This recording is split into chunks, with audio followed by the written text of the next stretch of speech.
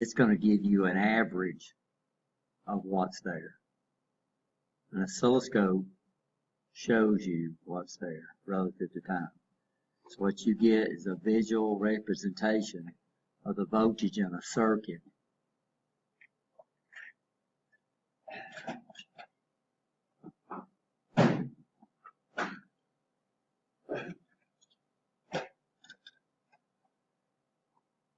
So this is waveforms, and the basic waveforms that we have is we have this waveform. This is the waveform that power is generated. We call this a sine wave. So this is AC, and this is the way we generate AC. So what the scope is showing me is it's showing me where my 0 volt reference is, right here. So it says, okay, this is equal to 0 volts, right? You'll see that. So this is telling me this voltage is negative and this voltage right here is positive. So you can actually see the voltage swaps polarity, so the current would swap polarities, right? Now this thing is occurring at a certain rate that we refer to as a frequency. So by the way, let's go back and what I'm going to do, I might be able to do it on the scope, which will make sense. I'm going to draw, but it's that easy. I'm going to draw with white. So these cycles just keep repeating and repeating and repeating and repeating. So one repetition, and you should this should make sense. So one repetition of a repetitive waveform, we refer to that as a cycle.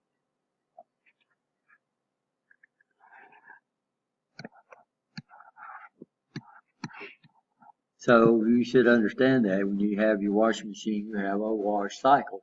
It goes through one cycle, and then you have to do what? Start it over. Years are in cycles. You know, we have 365 days in a year if it's not a leap year. And then what does it do? Starts over. Days are cycles, right? You understand? It starts at 12 midnight and ends at what? 12 midnight. That makes sense. So this is one repetition. So this would be like one day. And we call this one repetition, we call it a cycle.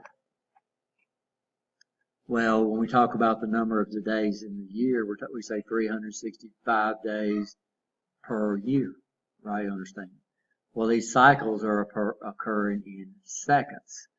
So the rate is referred to as cycles per second.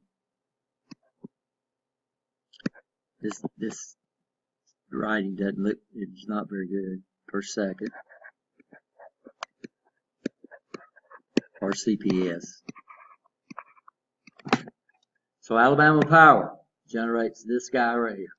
Now it generates it at a certain rate, right, and a certain amplitude. So the rate of the cycles is called frequency.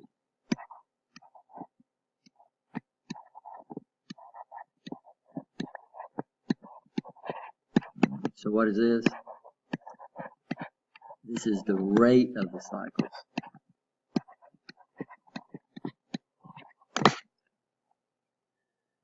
So the frequency, anybody know what the frequency Alabama Power uses? Or we're not on Alabama Power here, we're on TVA. We use 60 cycles per second. Now, second, Rich, that's a mess. So, but in most physics or sciences, people that are fundamental in the development of the science gets the honor of having things named after them. So what we use, we don't use cycle per second, we use something called Hertz, which stands for what? Cycles per second. So you'll hear a lot of people saying Alabama Power is at 60 Hertz, and we abbreviate it with an uppercase H and a lowercase z. So that's what we're doing. So, okay. So if I was to take this out, my oscilloscope off this thing, and put it in Alabama Power, I would see this waveform. And it's called a sine wave. Now, how it got that name, it deals with trig, but these things are developed on a circle. So we say one cycle is equal to 360, we call it electrical degrees.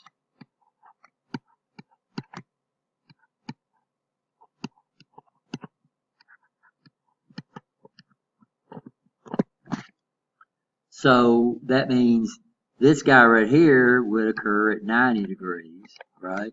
This guy right here would be at 270 degrees. And this guy ends at 360. And that was, so 360 is like 12 midnight. What's 12 midnight? Well, it's the end of one day, but it's also the what? It's the beginning of another. So 360 for one cycle would be 0 degrees for the next cycle. And these things are just occurring. As long as you got Alabama Power, a tree don't fall on your line out there, these guys are being generated. 60 cycles, 24/7. Now, what we're interested in is how long it takes to get a cycle. Okay. So how long does it take for one cycle? Well, you know, if I was doing things at a certain rate, and I was doing 10 things in 1 second, then that means it would take me 1 second to do everything, right? Understand? So what we're talking about, time and frequency are the opposite of each other. They're exactly opposite of each other. So frequency goes up, the time goes down. If frequency goes down, the time goes up, or vice versa. So anything that's the inverse of it, we use something called the reciprocal. And what's the reciprocal? It's just 1 over x. And we use this so much because it gives us the inverse. It gives us the opposite. So the time is opposite of frequency, and frequency is the opposite of time. So that means if I know the time, if I know the frequency, then I can calculate the time, right? I'm sorry. So time, and we don't call it time, it's referred to as the period, by the way. But we usually abbreviate it with that strange little t, would be equal to 1 over f, where f is the frequency.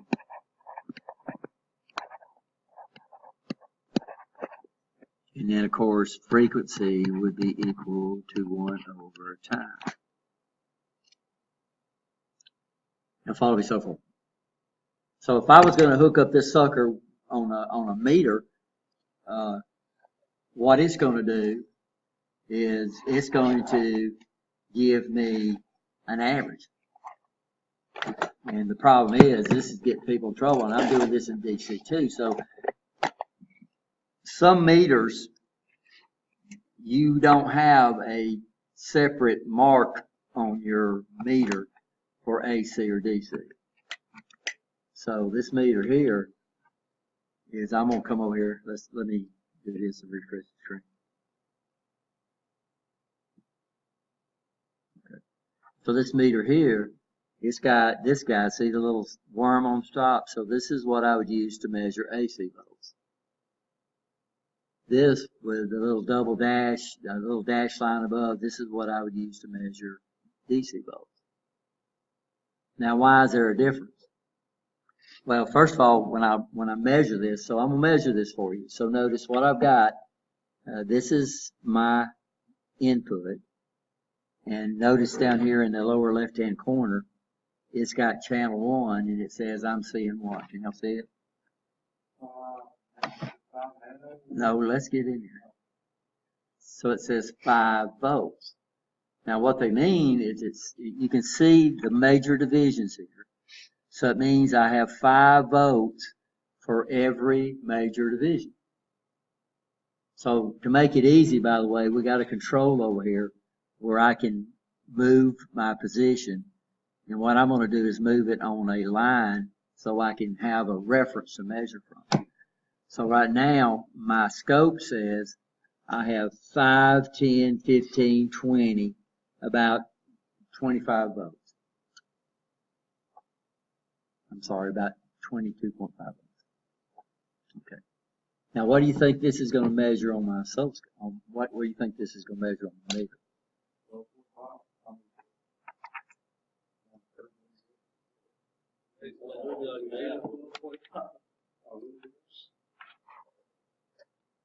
So here I'm going to take this and put it across the output. So here's this guy right here. Make sure it's a frequency we can measure. Yes, ma'am. And this measures 7.5 volts. That's the top. Huh? Just the top. No.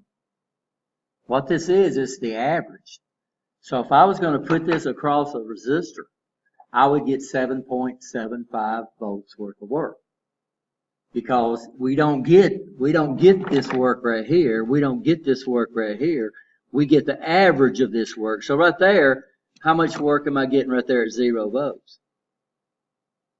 Right here. How much work do we get at 0 volts? So this is crossing 0, guys. How much current flow do I have at 0 volts? None. So how much work am I getting? I'm getting none work. So I'm getting maximum work right here. I'm getting no work right there. So what I get when I hit this onto a resistor, the resistor gives me the average, right? You understand? So 7.75 volts is the work I would get if I put it into a resistor. So 7.75 volts of what we refer to as RMS, and I'll explain that just a little bit to you. The problem we have is that trying to do an average,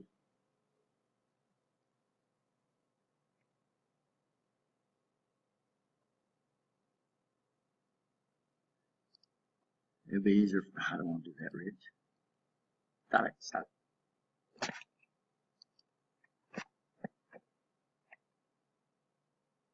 So if I did the average of something that looks like this, that's still not the right thing.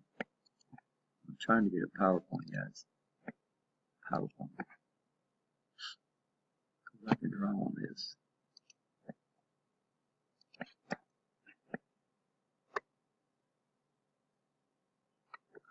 Okay, so I've got this right here, right? This right here is 0 volts. So if I average a +1 with a -1, what would I get? 0. So what we're saying, if I did a regular average on this, this guy would come up and give me what? 0.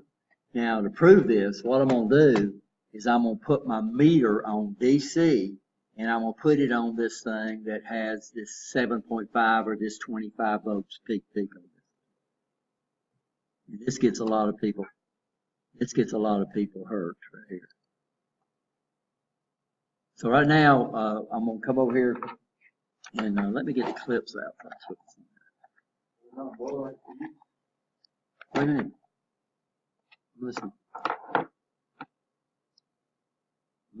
I just thought I'm confused. I thought if you someone was supposed to be measuring AC, since it's capable of voltage from DC, I think it's well, fuses are blown by current.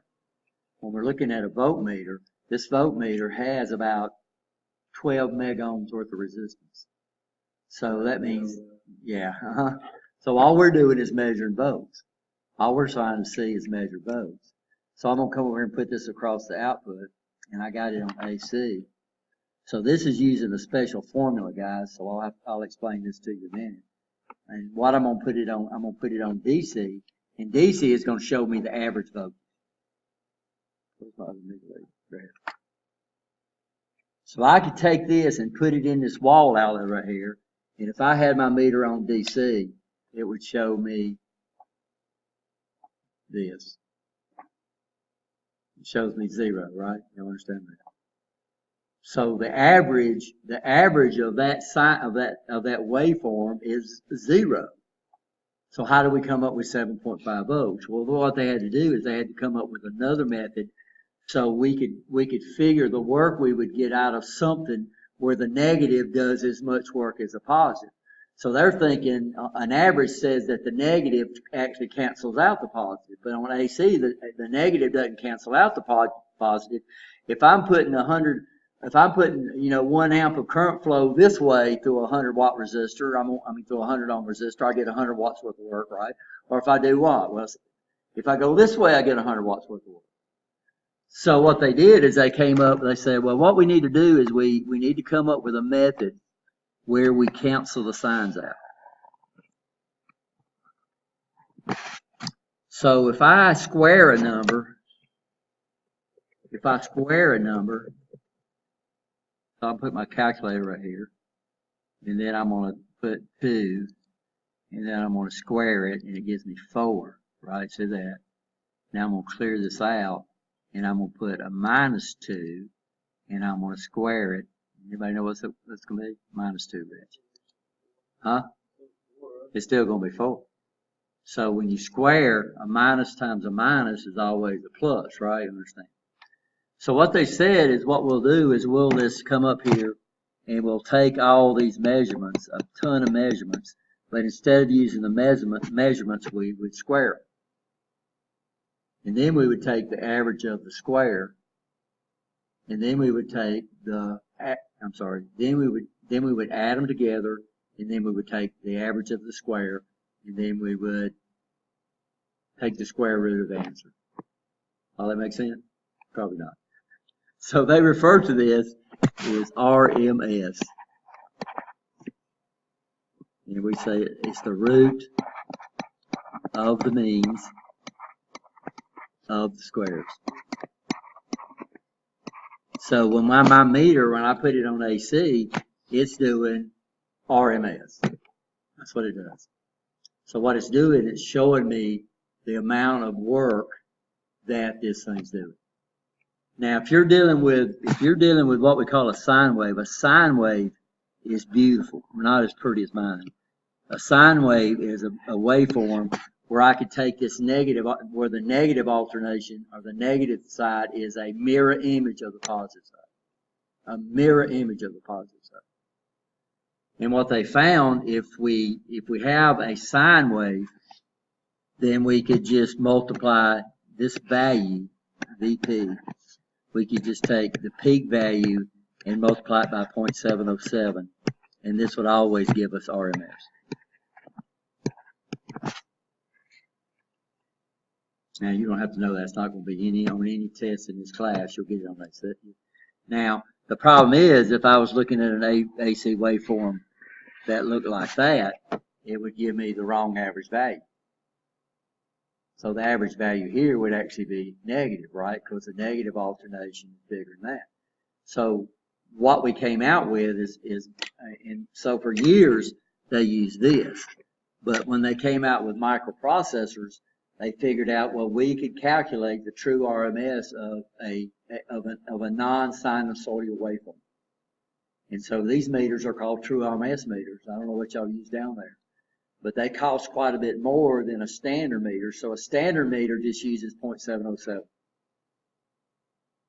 But a true RMS meter actually calculates the average work that you would get. Now, what we mean by the work you would get is if I took 120 volts RMS of AC and I put it across a resistor, it would do exactly the same work as 120 volts DC. Because your loads are going to average this out, right? You understand? Because it's constantly going to 0, and then you go up to peak. So if I was to take my oscilloscope and hook it across Alabama Power gives me about 340 volts from here to here. We call it volts peak peak. Well, 340 volts, that would be what, 170 volts. And then if I multiply that point, is that right? Yeah, that's right. Multiply it by 0.707, and it should come up and give you 120 volts. And that's what we say. We say 120 volts.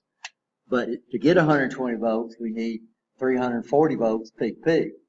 And you say, well, that seems like a waste, but AC, we can do things with AC that we can't do with DC. What's some of the things we can do with AC that we can't do with DC? Very easy.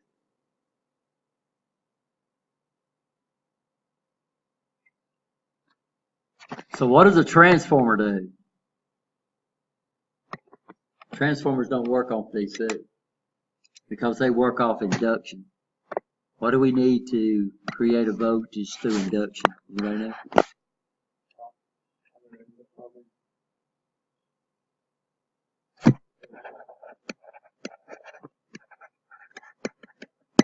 In a magnetic field. 2, we need some kind of conductor. And then 3, we need motion. We call it relative motion.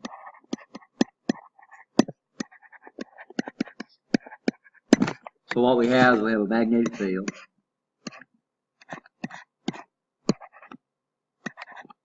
And then let's put this out. And we can take the conductor and move it through the field, and when it cuts those magnetic lines of force, it induces a voltage in it. Or I could keep the conductor stationary and move the magnetic field, which is what your alternator on your car does. So your alternator on a car it works off magnetic induction. So what you're doing is you're spinning a electromagnet, spinning, and then your wires are stationary. Now what determines the amount would be the strength of the field.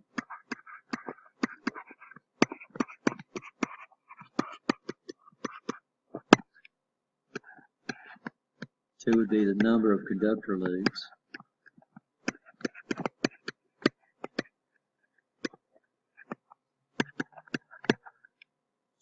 And then 3 would be the speed of motion.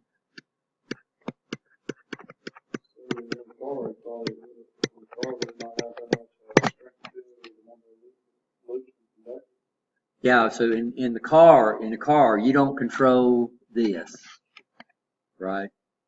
Right? You don't control the thing.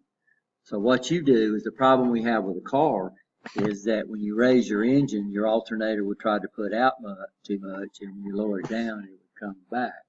Well, we showed you on electromagnet, right? On the solenoid. Well, what the advantage does an electromagnet have? What can we do with electromagnet that we can't do with a permanent magnet? We turn it off and on for one thing, but we can control its strength. So that's what your regulator does, is that if the output of the alternator tries to go down because you're slowing down, it raises the strength of the field, which causes your alternator to go back up. So what they've got is they've got a spinning field, so that it's a wound. I'm just going to do it real fast. And it looks kind of like this, and it's all around here. And then it's got 2 slip rings. And in fact, they're inside each other. And you got brushes riding on top of this, so they can transfer information or transfer the DC voltage from the regulator. So this would be and then this would be another. And then it's got brushes riding on that, so we can transfer electrical energy from your regulator into the spinning magnetic field. And so if you speed your car up, the output of your alternator would try to go up. But the regulator says, okay, let's decrease the strength of the field, and your regulator puts out the same thing. So you can go out there on your car, guys, and you can put a meter on that thing, and you can rev that engine up, and when it's running above 1,000 RPM, so you'll see most cars regulated at about 1,000 RPM, it should put out a little over 14 volts. And you could rev it up as high as you want to, and it might get up to 14.5, maybe, because it's what? It's regulated. Well, what we're saying is that I can take this feature right here, and I can put some turns of wire, and then I can come over here and make some other turns of wire, and then I can couple them with some good, nice metals. And now I can transfer, and AC produces what? AC produces motion. So it's doing this all the time. So now I can couple AC through a transformer, and what can I do with it? I can either step the voltage up, or I can do what? Or I can do what? Step it down. Now what advantage does high voltage have over low voltage?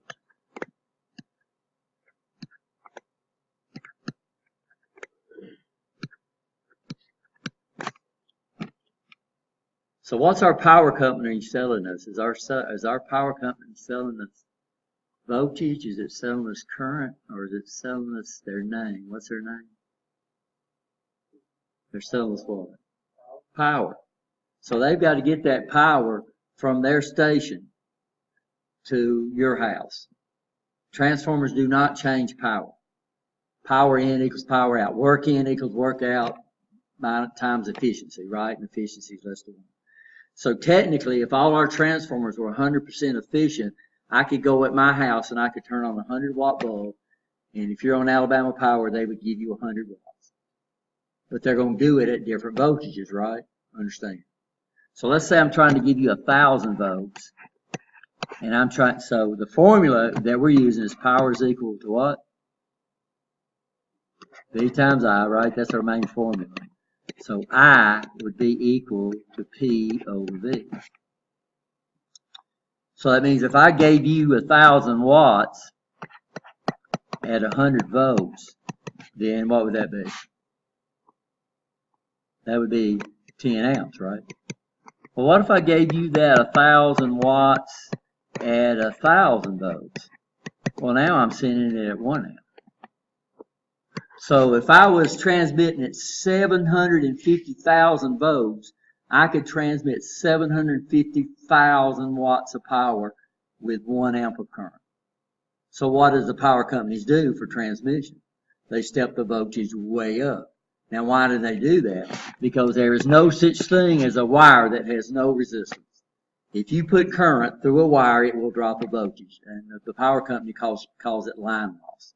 So what they're trying to do is minimize the line loss. So what do? Well, they step the voltage extremely high, right? You understand. Current goes down real low, right? You understand. They can send it over long distances. But the problem is you can't bring 750,000 volts down close to the ground, right? You understand? Because it's looking for earth ground. Power is generated relative to earth ground. So the closer you get to me and the closer you get to earth ground, what do they got to start doing? Stepping it down. And now instead of using aluminum, they got to go to copper, right? And now instead of the wires being this big, the wires are got to be this big, right? You understand? Just to get that power to your house, right? And then they keep stepping it down with transformers. So what's nice about AC, we can step it up with transformers for transmission, and then we can do what? Step it down for safety. Plus, the wires are smaller. So all your high wattage devices at your house run off 240 volts. It don't save money because you're paying for how much watts that unit uses, right? You understand? But what it does, it allows them to use smaller gauge wire to run that air conditioner out of the side of your house. So instead of using 12 gauge, instead of using 8 gauge, right? You understand? They can go back to maybe 12 gauge or something like that, right? Because it's 240. All your high wattage, all your low wattage devices runs off 120, right? You understand that? So that's the big difference. So a lot of people will tell you that 120 volt, the high voltage is more efficient. It is not. It's just that they can transmit it further with what? Smaller wires. Because we don't pay for voltage, we don't pay for current, we pay for watts. We pay for kilowatts, right? Because watts is work, right? So you pay for the work you get out of that voltage. We had a guy come in and interview for a teaching job here, and guess what he tried to teach? He tried to teach transformers. Did I tell you this story? And he said transformer steps power up and steps power down. And guess what? He didn't get the job. Because transformers don't work in. We can't get work gain, right? You understand? Work in equals what? Work out times the efficiency of the system. So the output will always be less. It will always require a little bit more work in to get a little more, to get to work out. But most of our transformers that Alabama Power uses is about 95% efficient. So you only use 5% going through there, but you still use 5%, right? Oh, meter second. So that's really weird right there. So what we want to do on our oscilloscope, that's a little, we got our tendency to do that. And my scope turned off too. So what we're looking at is on the oscilloscope, we're concerned. So the oscilloscope shows us what's there, right? Y'all understand that? The oscilloscope shows us what's there. So these are the three waveforms that's available to us. We have what we call a sine wave. Now, why it's called a sine wave? It's not really important for you to know. But if you was to come up here and drop a perpendicular down on any one of these things, oh, wrong thing, Rich. Okay.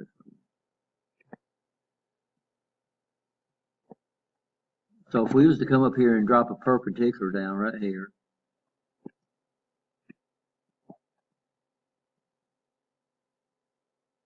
I'm doing it wrong. Wrong way. It's easier to see if you do it as a circle.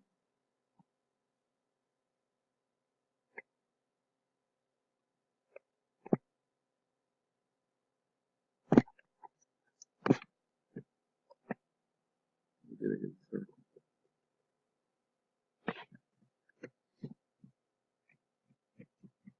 I don't know how to do it.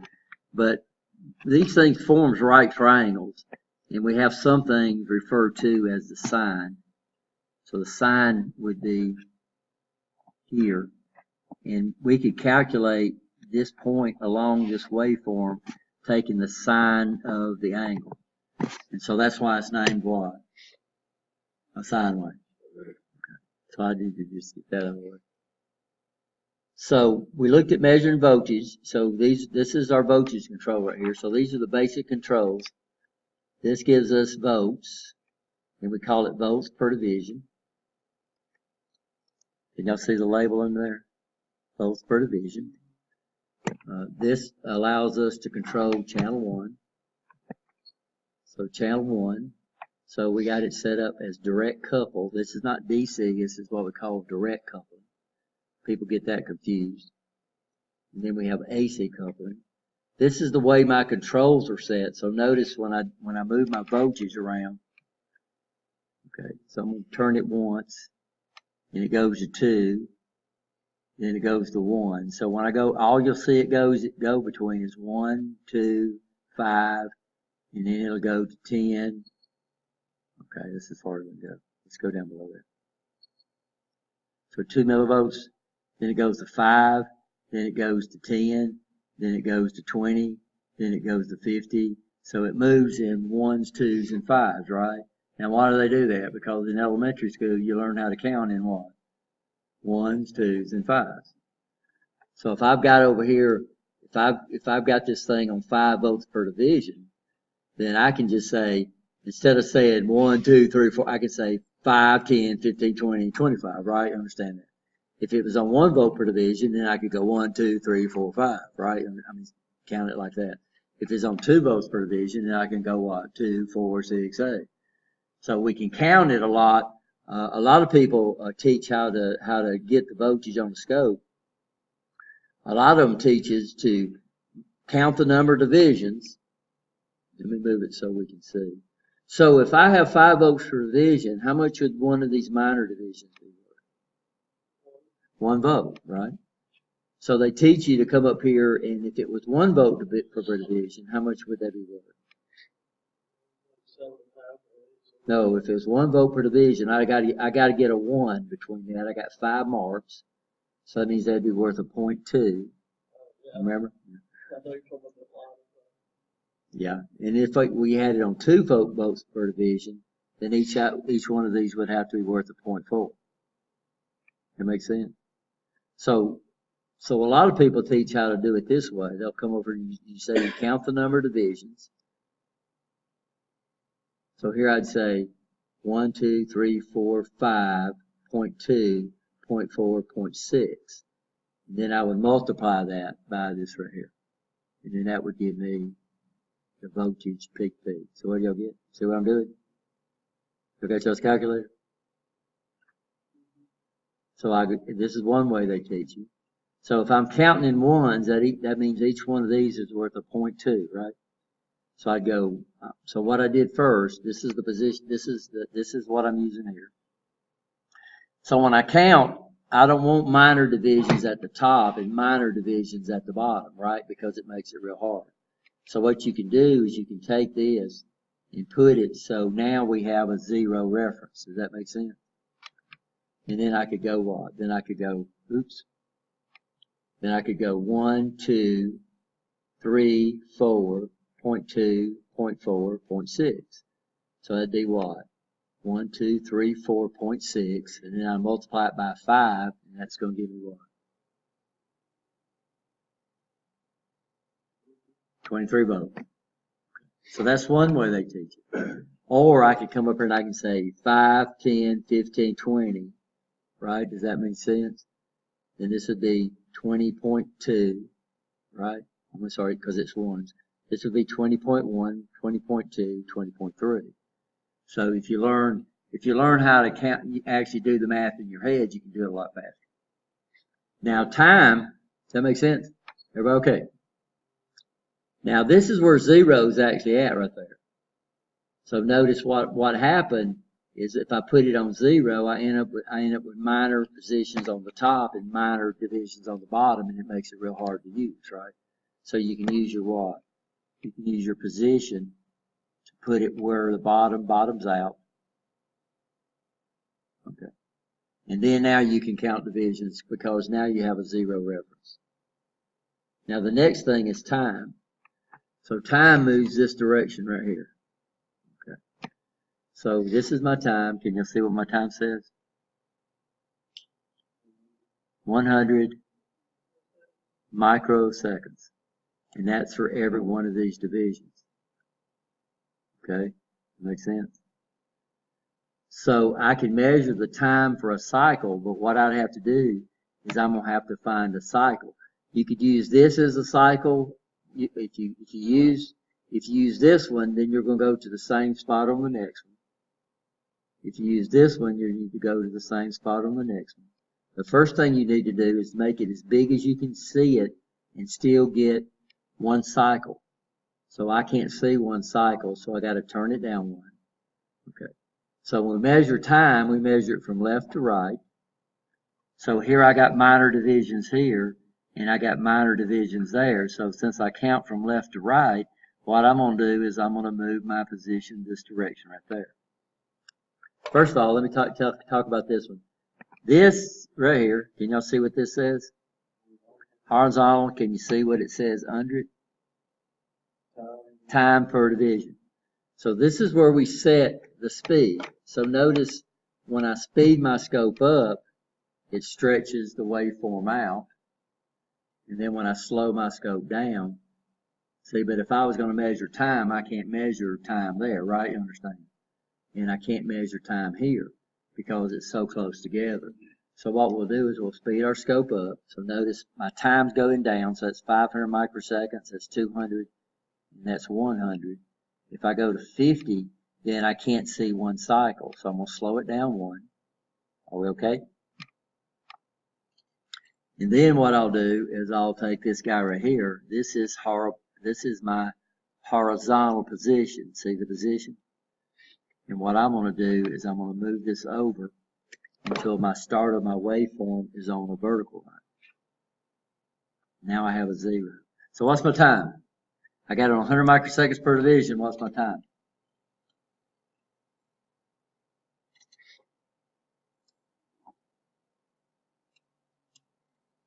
So 100 microseconds per division, that would be 100. That would be 200. That would be 300, 400, 500, 600 microseconds. Or I could count the number of divisions and multiply it by this guy right here. So 600 microseconds. What frequency is that? 1 over 600 micro, right? Of course, this scope is doing it for us. Go ahead and do that. 1 over, or just put 600 micro. Y'all know how to do the engineer notation on those calculator, right? So 600 micro and just hit your reciprocal. Or your x to the minus 1. Raising the number to the minus 1 also takes the reciprocal.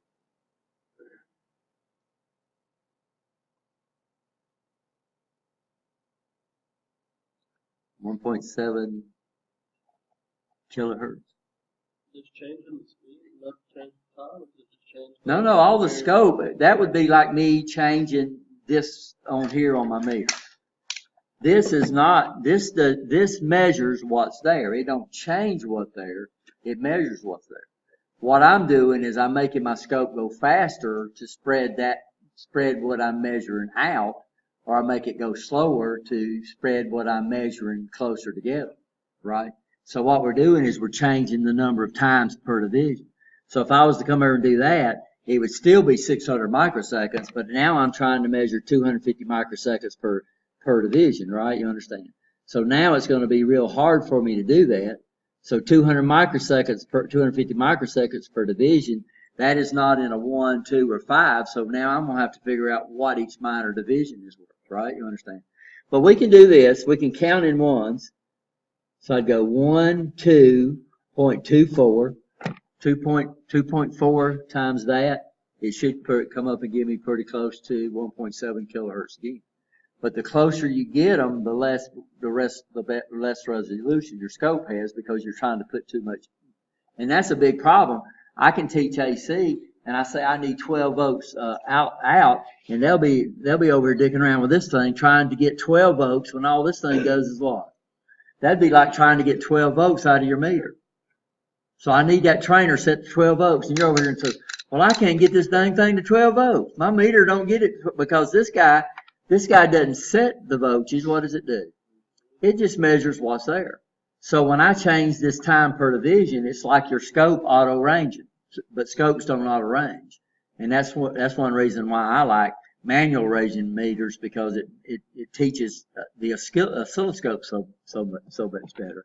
Because on a manual ranging meter, you're used to change the voltage. So if you get an overload, you go up to the next higher scale, right? You understand? But auto ranging meters does that all for you, which I don't like.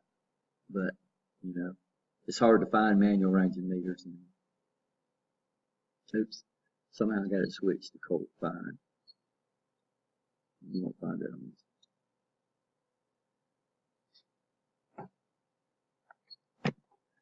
The other thing that we have to do is, I'm looking at a waveform that is occurring that has nothing to do with the oscilloscope. So what I'm doing is, I'm going to come over here and do this on purpose. So I can't measure that, right? Because that's not bad. It's doing a lot better than I thought it was going to do. Now, what happens is my oscilloscope is taking pictures, and my sine waves are repeating like this, and these guys are not synchronized with each other. Used to, well, no, and this is what's happening on your TV. So your camera, they're sending you pictures at a certain rate, but they also send what they call sync pulses, so your TV is in sync with each other. Used to, you had to do that manually. You had to synchronize we call them horizontal and hold and vertical. So what we have to do is, we have to tell our scope just to synchronize with the waveform it's measuring. So this is the last control we're going to talk about. It's called trigger. Now notice when I moved my trigger, you see a little white line pop up there. And as soon as I get my trigger into that, this thing freezes. Because now I'm telling my scope, every time it sees that voltage hit that level, it synchronizes, right? You understand? And that's called trigger. And this is actually where the trigger is occurring right here. So notice it's occurring on the positive going edge. Oh, sorry. Well, y'all didn't see the whole thing. So let me move this again. So let me get it out. See my line? So now I'm saying synchronize the scope with a voltage that's not there. So notice now my waveform is doing what? Is moving around. As soon as I get my trigger down into it, it freezes. So what we're doing, and this is actually the trigger right here. So this is the way I have my trigger set up. I'm going to go over here and tell it to show y'all the menu. So I'm telling my scope to trigger on what? An edge. So that would be an edge, right? And I'm telling it to trigger off of channel 1. This is channel 1. And I'm telling it to trigger on the positive going side. Then so if I look at this, here's my trigger right here. Let me turn it just a little bit. And you can see right here, this is my trigger. This is where it's triggered at. It's triggering right where that white line was at, right? You see that? See, so if I move the white line down, excuse me, notice the whole waveform trigger moves over. And if I get it outside my waveform, it's going to start snaking across the screen again. So now my scope is not synchronized with the waveform. So this is a 2-channel scope, so we can look at 2 things at the same time. So one of the waveforms on this one is nice because one of the waveforms is yellow and the other waveform is what? Is blue. And then on your scope probes, what you can do is you get these little rings that come with them. And so this has got a blue ring on it, right? Because what happens is you get these scope probes spread out, and they've got these long leads on them, and pretty soon you're trying to trace where it goes. But you look on this probe, this is what? Yellow, and on here it says, okay, that is the one I have hooked up to channel 1. But we can only trigger on one of the channels. So what we're going to do is going to reference the timing of the scope to the other channel. Okay. Are we okay so far? Okay, so you got to take a break.